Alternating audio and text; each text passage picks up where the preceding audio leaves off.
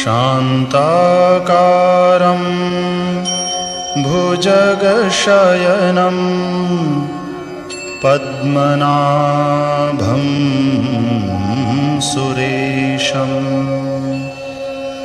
विश्वाधारं गगनसदृशं मेघवर्णं शुभांगं लक्ष्मीकान्तं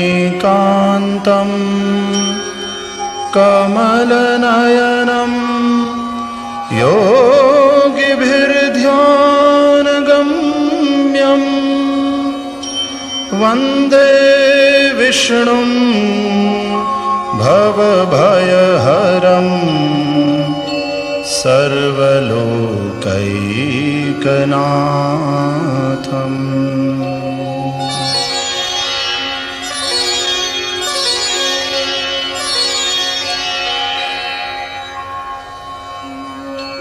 ओम श्री परमात्मने नमः। अथ श्री विष्णु सहस्रनाम स्तोत्रम्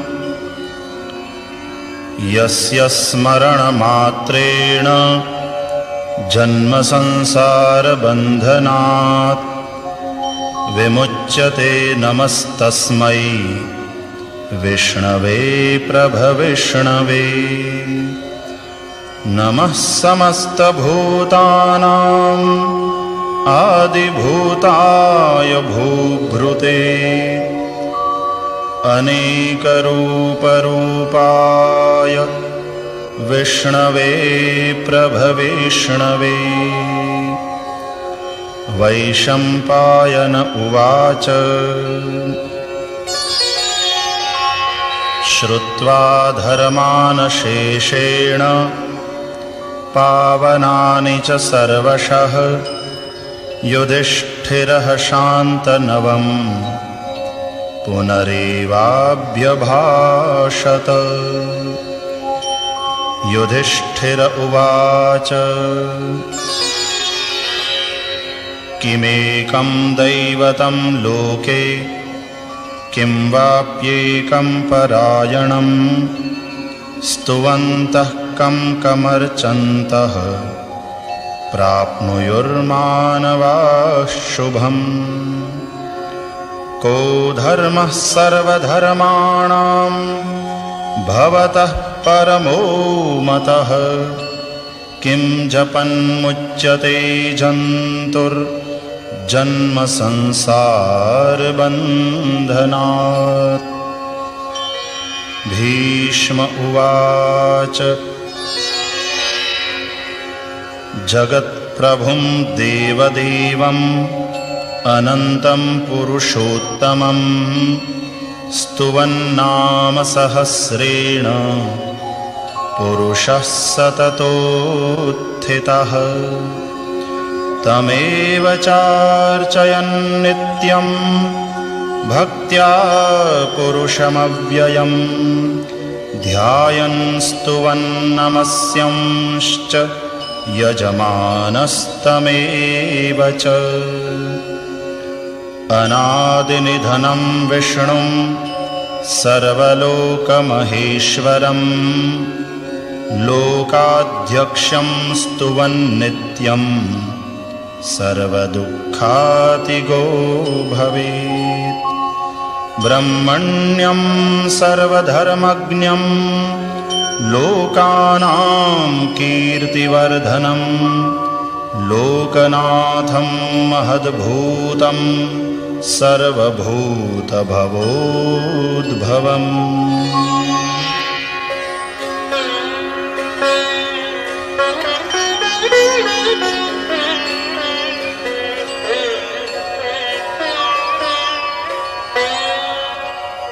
एष मे सर्वधर्माणां धर्मोऽधिकतमो मतः यद्भक्त्या पुण्डरीकाक्षं स्तवैरर्चेन्नरः सदा। परमं यो महत्तेजः परमं यो महत्तपः परमं यो महद्ब्रह्म परमं यः परायणम् पवित्राणां पवित्रं यो मङ्गलानां च मङ्गलम् दैवतं देवतानां च भूतानां यो व्ययः पिता यतः सर्वाणि भूतानि भवन्त्यादियुगागमे यस्मिंश्च प्रलयं यान्ति पुनरेव युगक्षये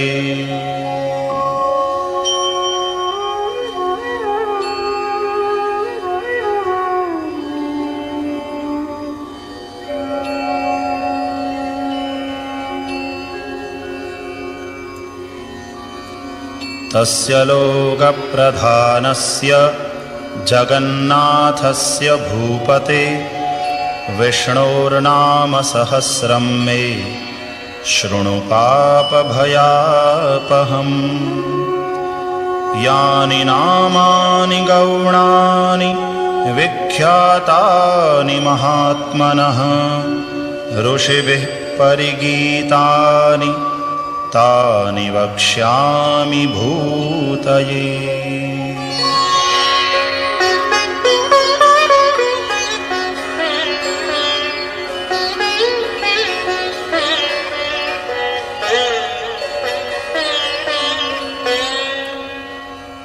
ॐ विश्वं विष्णुर्वषट्कारो भूतभव्यभवत्प्रभुः भूतकृद्भूतभृद्भावो भूतात्मा भूतभावनः भूतात्मा परमात्मा च मुक्तानां परमा गतिः अव्ययः पुरुषः साक्षी क्षेत्रज्ञोऽक्षर एव च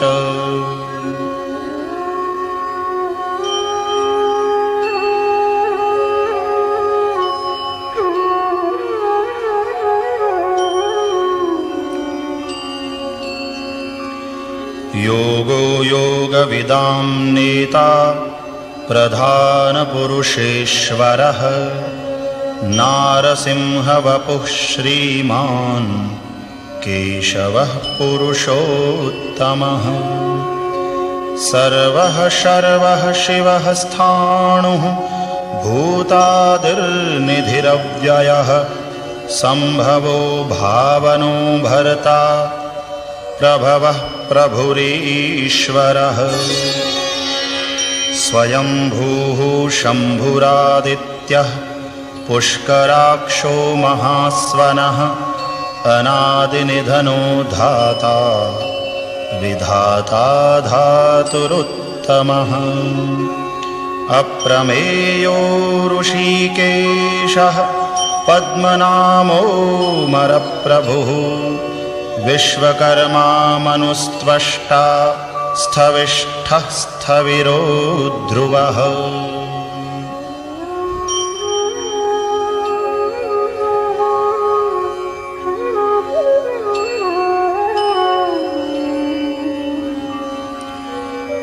अग्राह्यः शाश्वतः कृष्णो लोहिताक्षः प्रतर्दनः प्रभूतस्त्रिककुब्धाम पवित्रं मङ्गलं परम् ईशानः प्राणदः प्राणो ज्येष्ठः श्रेष्ठः प्रजापतिः हिरण्यगर्भो भूगर्भो माधवो मधुसूदनः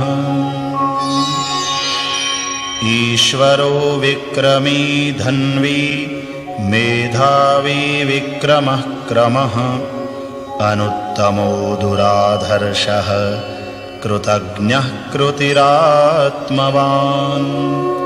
सुरेशः शरणं शर्मा विश्वरेताः प्रजाभवः अहः संवत्सरो व्यालः प्रत्ययः सर्वदर्शनः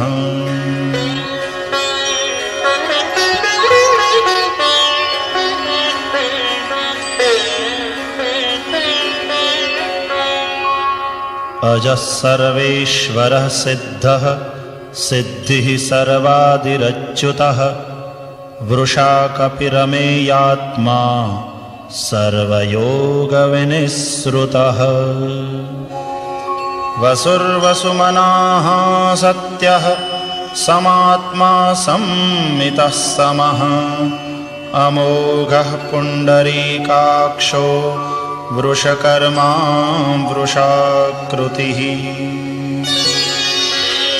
रुद्रो बहुशिरा बभ्रुर्विश्वयोनिः शुचिश्रवाः अमृतः शाश्वतस्थाणुः वरारोहो महातपाः सर्वगः सर्वविद्भानुर्विश्वक्सेनो जनार्दनः वेदो वेदविदव्यङ्गो वेदाङ्गो वेदवित् कविः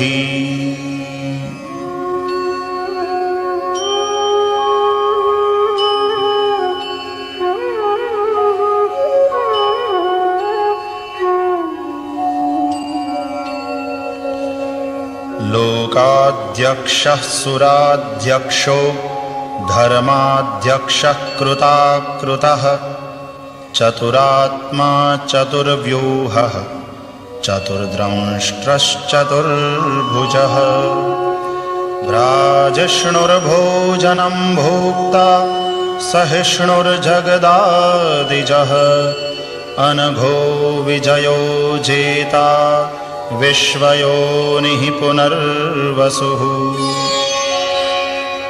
उपेन्द्रो वामनः प्रांशुः अमोघः शुचिरूर्जितः अतीन्द्रः संग्रहः सर्गो धृतात्मा नियमो यमः वेद्यो वैद्यः सदा योगी वीरः माधवो मधुः अतीन्द्रियो महामायो महोत्साहो महाबलः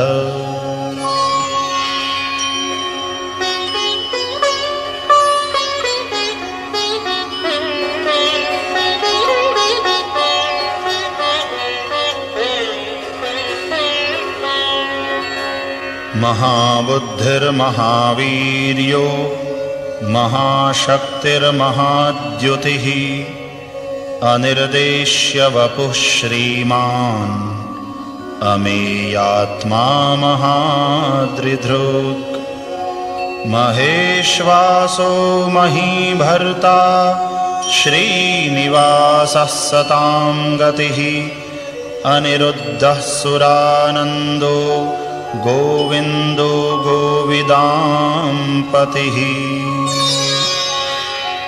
मरीचिर्दमनो हंसः सुपर्णो भुजगोत्तमः हिरण्यनाभः सुतपाः पद्मनाभः प्रजापतिः अमृत्युः सर्वदृक्सिंहः सन्धाता सन्धिमान् स्थिरः अजो दुर्मर्षणः शास्ता विश्रुतात्मा सुरारिः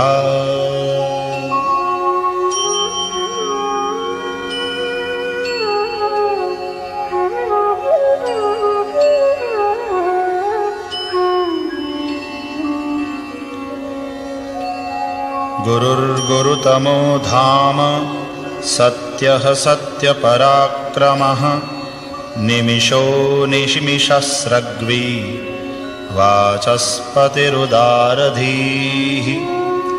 अग्रणीर्ग्रामणीः श्रीमान् न्यायो नेता समीरणः सहस्रमूर्धा विश्वात्मा सहस्राक्षः सहस्रपात् आवर्तनो निवृत्तात्मा संवृतः संप्रमर्दनः अहः संवर्तको वह्निः अनिलो धरणीधरः सुप्रसादः प्रसन्नात्मा विश्वधृग् विश्वभुग् विभुः सत्कर्ता सत्कृतः साधुर्जह्नुर्नारायणो नरः।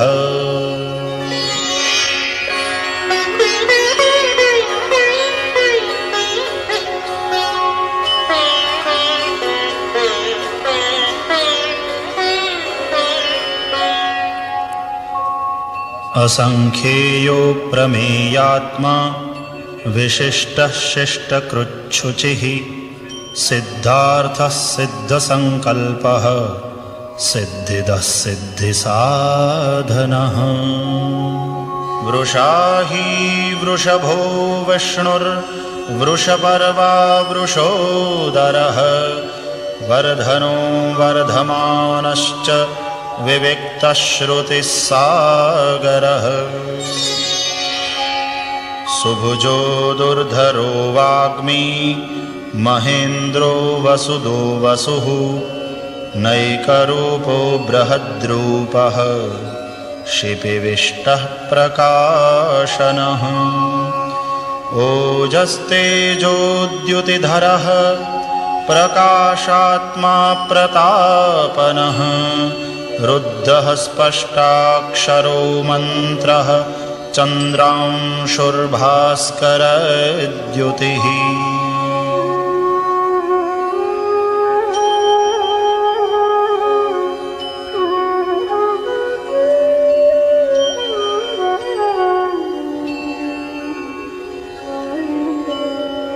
अमृतांशूद्भवो भानुः शशबिन्दुः सुरेश्वरः औषधं जगतः सेतुः सत्यधर्मपराक्रमः। भूतभव्यभवन्नाथः पवनः पावनो नलः कामः कामकृत्कान्तः कामः कामप्रदः प्रभुः। युगादिकृद्युगावर्तो नैकमायो महाशनः अदृश्यो व्यक्तरूपश्च सहस्रजिदनन्तजित्। इष्टो विशिष्टः शिष्टेष्टः शिखण्डी नहुषो वृषः क्रोधः क्रोधकृत्कर्ता विश्वबाहुर्महीधरः।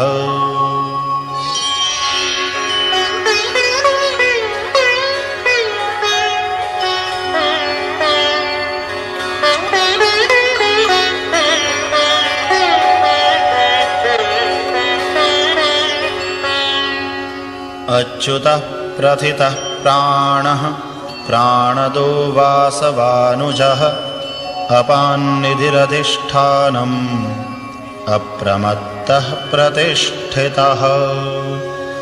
स्कन्दः स्कन्दधरो धुर्यो वरदो वायुवाहनः वासुदेवो बृहद्भानुः आदिदेवः पुरन्दरः।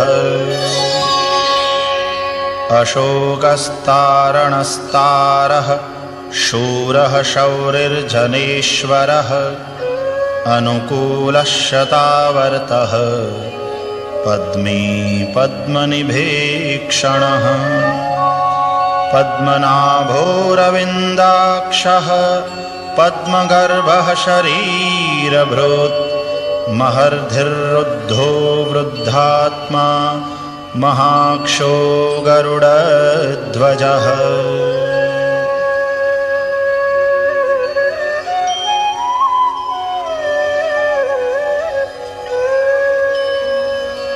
अतुलः शरभो भीमः समयज्ञो हविर्हरिः सर्वलक्षणलक्षण्यो लक्ष्मीवान् समितिञ्जयः। विक्षरो रोहितो मार्गो हेतुर्दामोदरः सहः महीधरो महाभागो वेगवानमिताशनः। उद्भवः क्षोभणो देवः श्रीगर्भः परमेश्वरः करणं कारणं कर्ता विकर्ता गहनो गुहः व्यवसायो व्यवस्थानः संस्थानस्थानदो ध्रुवः परर्धिः परमः स्पष्टः तुष्टः पुष्टः शुभेक्षणः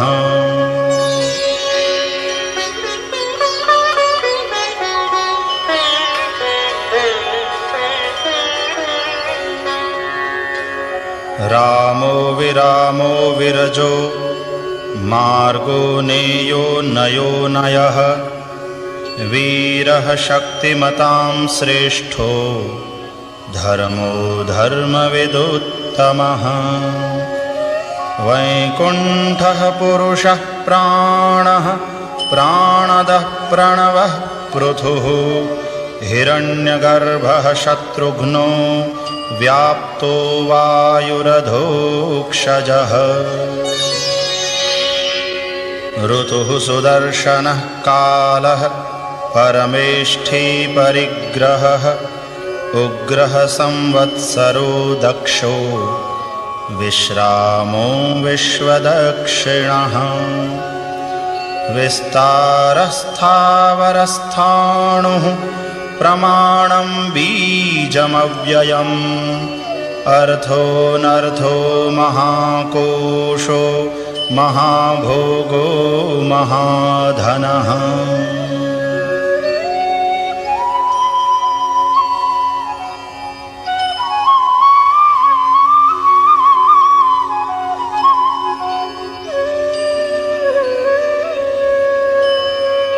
अनिर्विण्णः स्थविष्ठो भुर्धर्मयूपो महामखः नक्षत्रनेमिर्नक्षत्री क्षमः क्षामः समीहनः यज्ञ इज्यो महेज्यश्च क्रतुः सत्रं सतां गतिः सर्वदर्शी विमुक्तात्मा सर्वज्ञो ज्ञानमुत्तमम्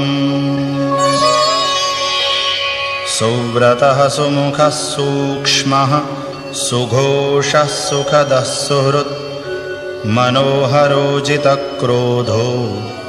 वीरबाहुर्विदारणः स्वापनः स्ववशो व्यापी नैकात्मानैककर्मकृत् वत्सरो वत्सलो वत्सी रत्नगर्भो धनेश्वरः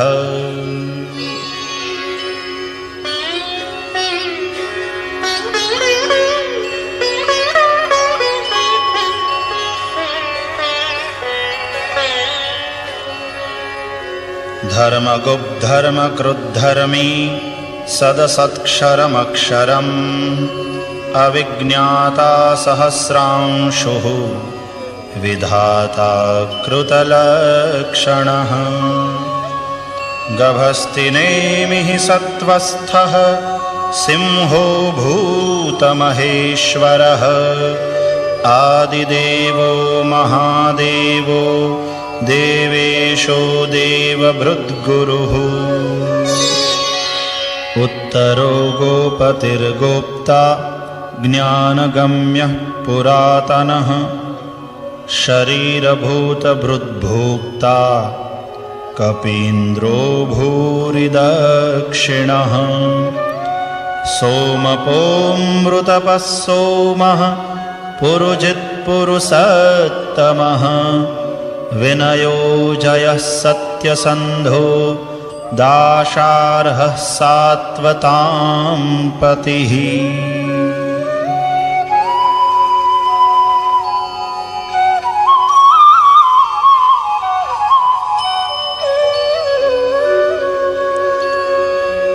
जीवो विनयिता साक्षी मुकुन्दो मितविक्रमः अम्भो निधिरनन्तात्मा महोदधिशयोऽन्तकः अजो महार्हः स्वाभाव्यो जितामित्रः प्रमोदनः आनन्दो नन्दनो नन्दः सत्यधर्मा त्रिविक्रमः महर्षिः कपिलाचार्यः कृतज्ञो मेदिनीपतिः त्रिपदस्त्रिदशाध्यक्षो महाशृङ्गः कृतान्तकृत् महावराहो गोविन्दः सुषेणः कनकाङ्गदी गुह्यो गभीरो गहनो गुप्तश्चक्रगदाधरः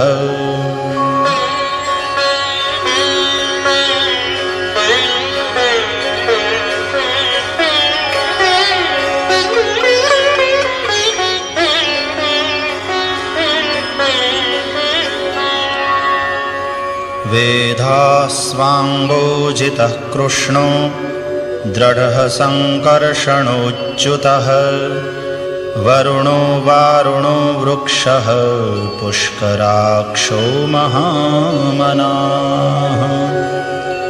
भगवान् भगहानन्दी वनमाली हलायुधः आदित्यो ज्योतिरादित्यः सहिष्णुर्गतिसत्तमः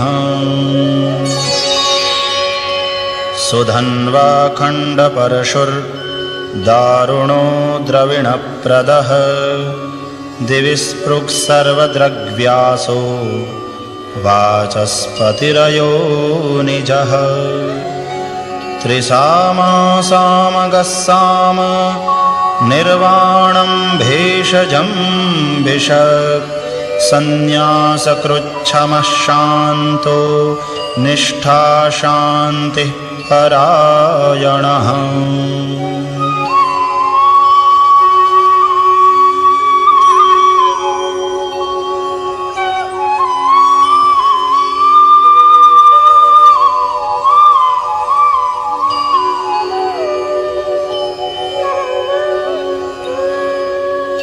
शुभांगः शान्तिदः स्रष्टा कुमुदः कुवलेशयः गोहितो गोपतिर्गोप्ता वृषभाक्षो वृषप्रियः अनिवर्ते निवृत्तात्मा संक्षेप्ताक्षेमकृच्छिवः श्रीवत्सवक्षाः श्रीवासः श्रीपतिः श्रीमताम्बरः श्रीदः श्रीशः श्रीनिवासः श्रीनिधिः श्रीविभावनः श्रीधरः श्रीकरः श्रेयः श्रीमान् लोकत्रयाश्रयः स्वक्षः स्वङ्गः शतानन्दो नन्दिर्ज्योतिर्गणेश्वरः विजितात्मा विधेयात्मा सत्कीर्तिश्छिन्न संशयः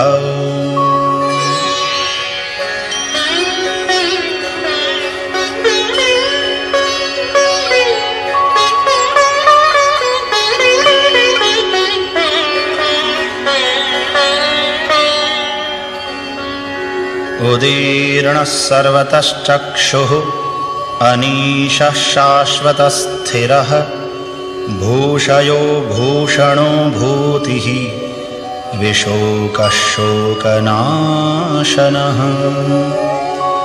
अर्चिष्मान्नर्चितः कुम्भो विशुद्धात्मा विशोधनः अनिरुद्धो प्रतिरथः प्रद्युम्नो मितविक्रमः कालनेमिनिहावीरः शौरिः शूरजनेश्वरः त्रिलोकात्मा त्रिलोकेशः केशवः केशिहा हरिः कामदेवः कामपालः कामीकान्तः कृतागमः अनिर्देश्य वपुर्विष्णुर्वीरोऽनन्तो धनञ्जयः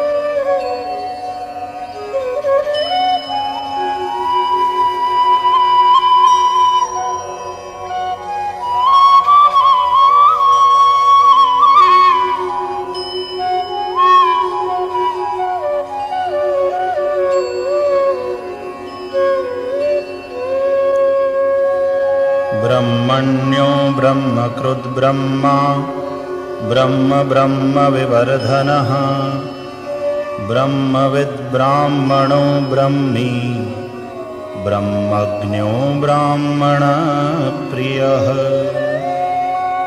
महाक्रमो महाकर्मा महातेजा महोरगः महाक्रतुर्महायज्वा महायज्ञो महाहविः स्तव्यस्तवप्रियस्तोत्रम् स्तुतिस्तोतारणप्रियः पूर्णः पूरयिता पुण्यः पुण्यकीर्तिरनामयः मनोजवस्तीर्थकरो वसुरेता वसुप्रदः वसुप्रदो वासुदेवो वसुर्वसुमना हविः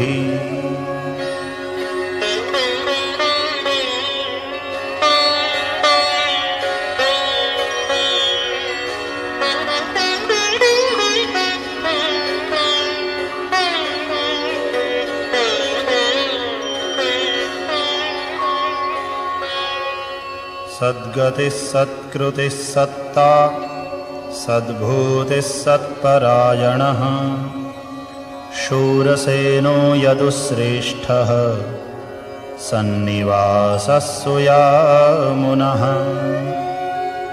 भूतावासो वासुदेवः सर्वासु निलयो नलः दर्पः दर्पदो द्रप्तो दुर्धरोऽथापराजितः विश्वमूर्तिर्महामूर्तिः दीप्तमूर्तिरमूर्तिमान् अनेकमूर्तिरव्यक्तः शतमूर्तिः शताननः एकोनैकः सवहकः किम् यत्तत्पदमनुत्तमम् लोकबन्धुर्लोकनाथो माधवो भक्तवत्सलः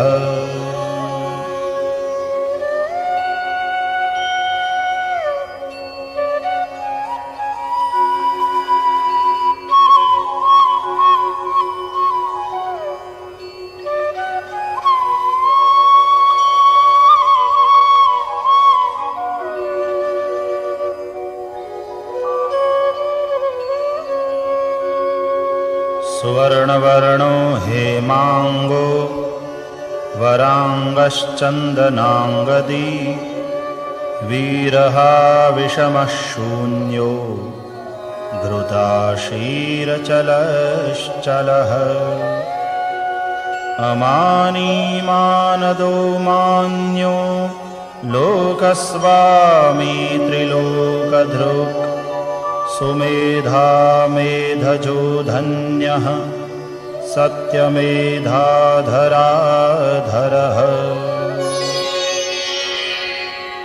तेजो वृषोद्युतिधरः सर्वशस्त्रभृतांवरः प्रग्रहो निग्रहो व्यग्रो नैकशृङ्गो गदाग्रजः चतुर्मूर्तिश्चतुर्बाहुः चतुर्व्यूहश्चतुर्गतिः चतुरात्मा चतुर्भावः चतुर्वेदविदेकपात्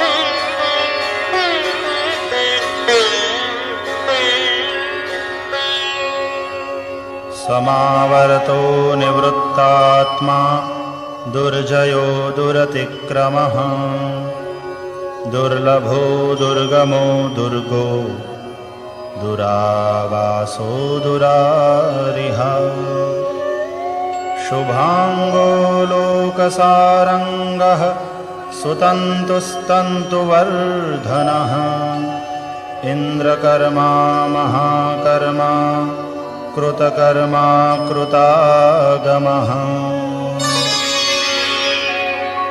उद्भवः सुन्दरः सुन्दो रत्ननाभः सुलोचनः अर्को वाजसनः शृङ्गी जयन्तः सर्वविजयी सुवर्णबिन्दुरक्षोभ्यः सर्ववागीश्वरेश्वरः महाह्रदो महागर्तो महाभूतो महानिधिः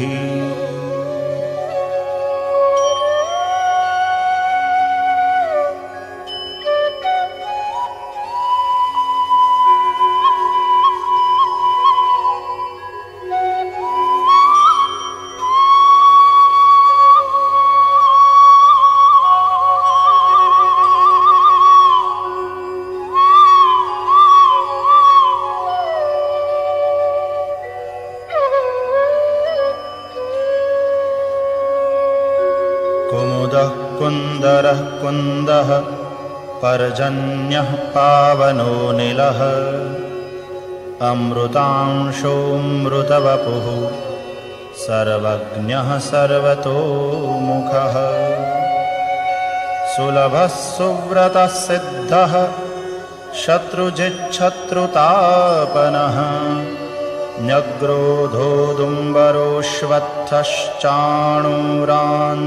न्यग्रोधोदुम्बरोऽश्वत्थश्चाणूरान्ध्रनिषूदनः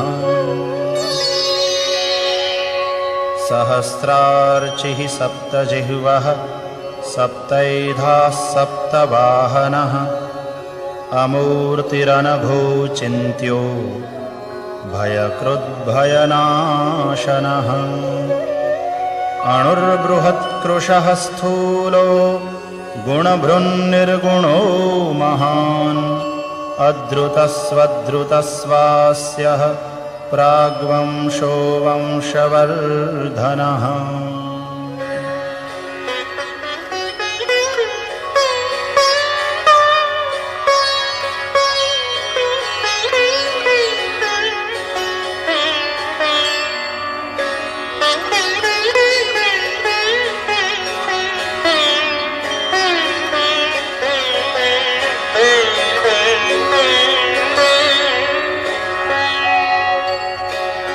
भारभृत्कथितो योगी योगीशः सर्वकामदः आश्रमश्रमणक्षामः सुपर्णो वायुवाहनः धनुर्धरो धनुर्वेदो दण्डो दमयिता दमः अपराजितः सर्वसहो नियन्ता नियमो यमः सत्त्ववान् सात्विकः सत्यः सत्यधर्मपरायणः अभिप्रायः प्रियार्होर्हः प्रियकृत्प्रीतिवर्धनः विहाय सगतिर्ज्योतिः सुरुचिर्हुतभुग्विभुः रविर्विरोचनः सूर्यः सविता रविलोचनः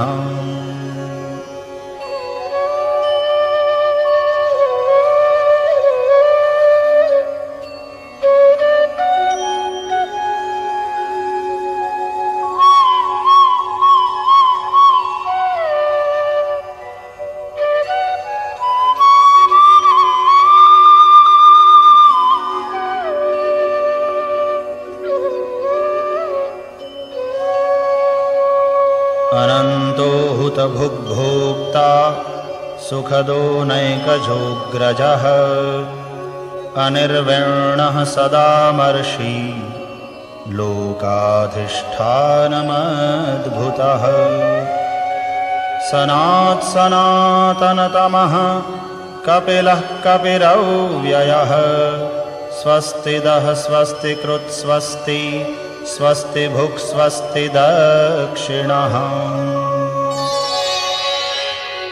अरौद्रः कुण्डलीचक्री विक्रम्योर्जितशासनः शब्दातिगः शब्दसहः शिशिरः शर्वरीकरः अक्रूरः पेशलो दक्षो दक्षिणः क्षमिणाम्बरः विद्वत्तमो वीतभयः पुण्यश्रवणकीर्तनः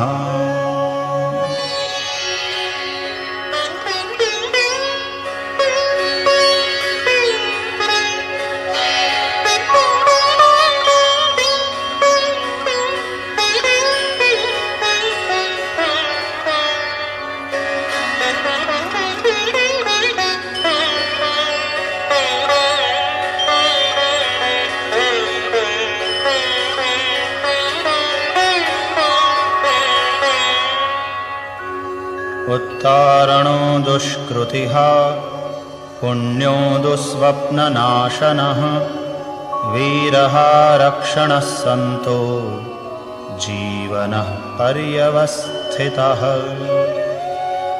अनन्तरूपोऽनन्तश्रीः जितमन्युर्भयापहः चतुरस्रो गभीरात्मा विदिशो व्यादिशो दिशः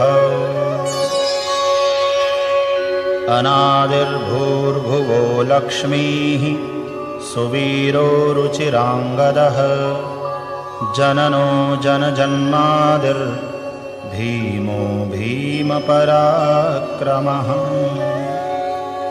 आधारनिलयो धाता पुष्पहासः प्रजागरः ऊर्ध्वगः सत्पथाचारः प्राणदः प्रणवः पणः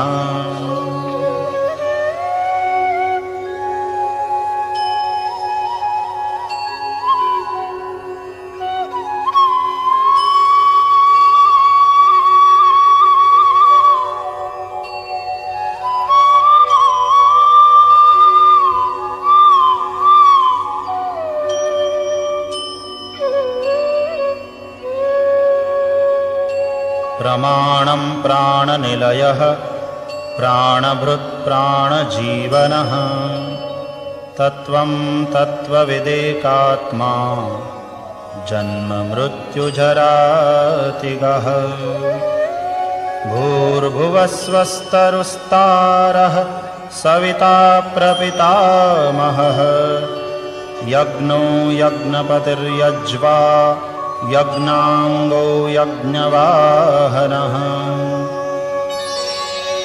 यज्ञभृद्यज्ञकृद्यज्ञी यज्ञभुग्यज्ञसाधनः यज्ञान्तकृद्यज्ञगुह्यम् अन्नमन्नादयेव च आत्मयोनिस्वयं जातो वैखानः सामगायनः देवकीनन्दनस्रष्टा क्षितीशः पापनाशनः शङ्खभृन्नन्दकी चक्री शार्ङ्गधन्वा गदाधरः रथाङ्गपाणिरक्षोभ्यः सर्वप्रहरणायुधः सर्वप्रहरणायुध ॐ नम इति।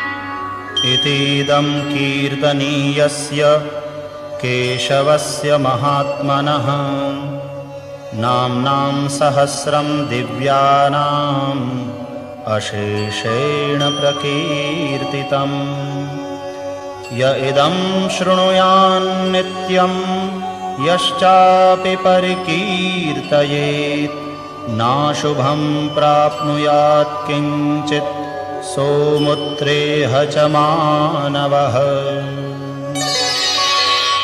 वेदान्तगो ब्राह्मणः स्यात् क्षत्रियो विजयी भवेत्। वैश्यो धनसमृद्धः स्यात् शूद्रः सुखमवाप्नुयात्। धर्मार्थी प्राप्नुयात् धर्मम् अर्थार्थी चार्थमाप्नुयात्। कामानवाप्नुयात् कामी प्रजार्थी प्राप्नुयात् प्रजाम्।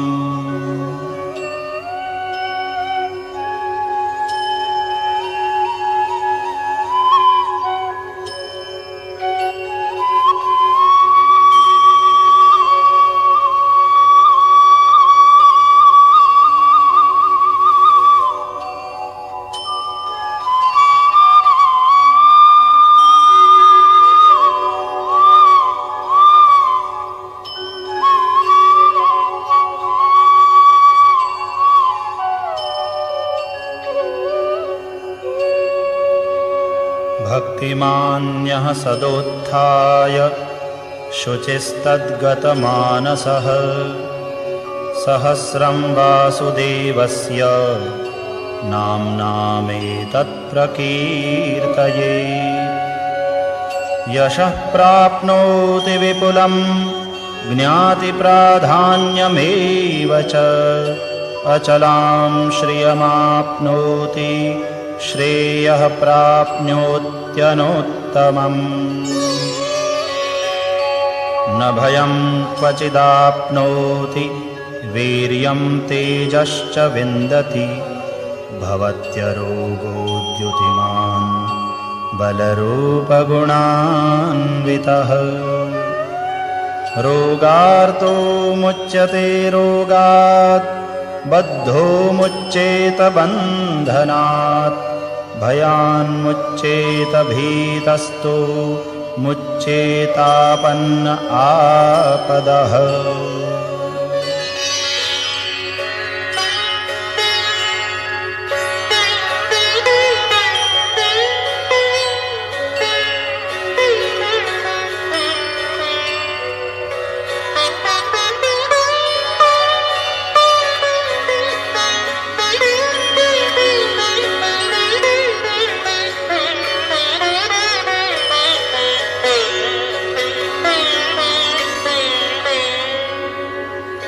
दुर्गाण्यतितरत्याशु पुरुषः पुरुषोत्तमम्। स्तुवन्नाम सहस्रेण नित्यं भक्तिसमन्वितः। वासुदेवाश्रयो मर्त्यो वासुदेवपरायणः। सर्वपापविशुद्धात्मा याति ब्रह्म सनातनम्। न वासुदेवभक्तानाम् अशुभं विद्यते क्वचित्। जन्म मृत्युजरा व्याधि भयं नैवोपजायते। इमं स्तवमधीयानः श्रद्धा भक्तिसमन्वितः। युज्येतात्मसुखक्षान्ति श्रीधृतिस्मृतिकीर्तिभिः।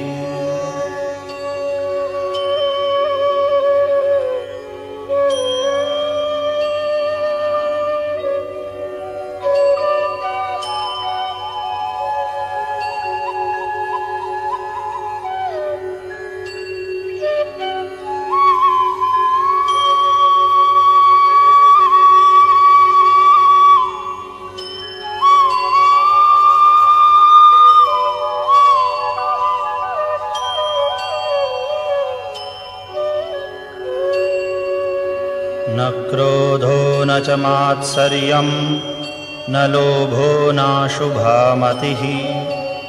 भवन्ति कृतपुण्यानां भक्तानां पुरुषोत्तमे। द्यौः स चन्द्रार्कनक्षत्रा खं दिशो भुर्महोदधिः। वासुदेवस्य वीर्येण विधृतानि महात्मनः ससुरासुरगन्धर्वं सयक्षोरगराक्षसं जगद्वशे वर्ततेदं कृष्णस्य सचराचरम् इन्द्रियाणि मनोबुद्धिः सत्त्वं तेजो बलं धृतिः वासुदेवात्मकान्याहुः क्षेत्रं क्षेत्रज्ञ एव च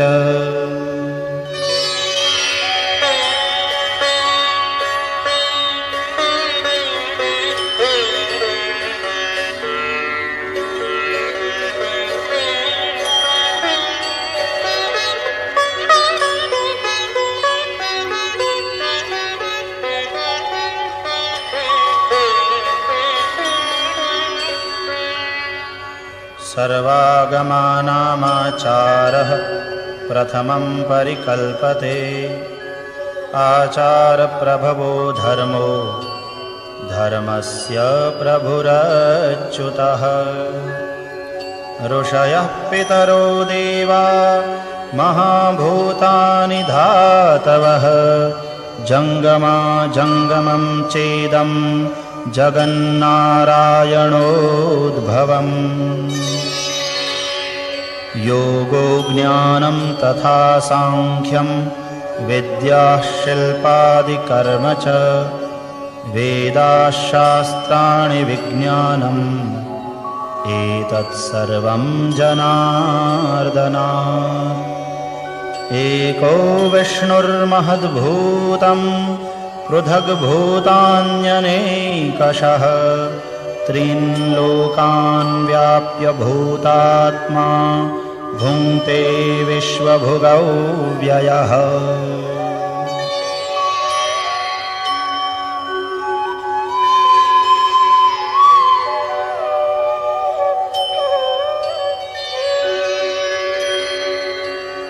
इमं स्तवं भगवतो विष्णोर्व्यासेन कीर्तितं पठेद्य इच्छेत् पुरुषः श्रेयः प्राप्तुं सुखानि च विश्वेश्वरमजं देवं जगतः प्रभवाप्ययं भजन्ति ये पुष्कराक्षं न ते यान्ति पराभवम्